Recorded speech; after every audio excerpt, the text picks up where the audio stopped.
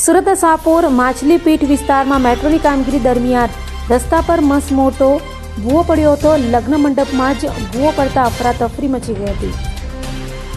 સુરત સાપોર માછલીપીઠ વિસ્તારમાં મેટ્રોની કામગીરીના કારણે રસ્તા પર મોટો ભૂવો પડ્યો હતો. લગ્ન પ્રસંગનો મંડપ પણ આ ભૂવામાં અડધો ગરકાવ થયો હતો. તો 20 થી 25 ખુરશી આ ભૂવામાં ગરકાવ થઈ હતી. અંદાજિત 25 થી 30 ફૂટ જેટલો ઊંડો ભૂવો હતો.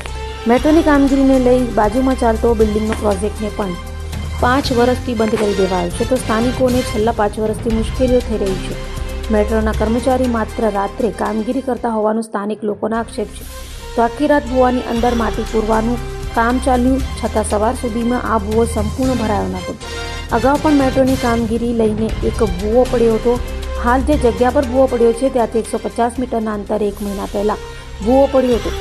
મેટ્રોની કામગીરીના કારણે બિલ્ડિંગ ખાલી કરવામાં આવી હતી. તો સ્થાનિક લોકો ભયના માહોલ હેઠળ જીવી રહ્યા હોવાનું જણાવ્યું હતું.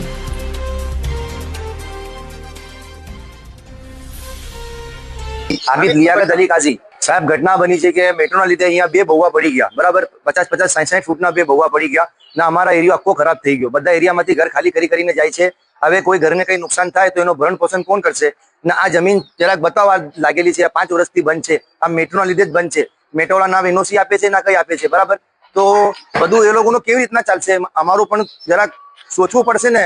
અમે કેટલી તકલીફમાં છે તમને ખબર છે સાહેબ.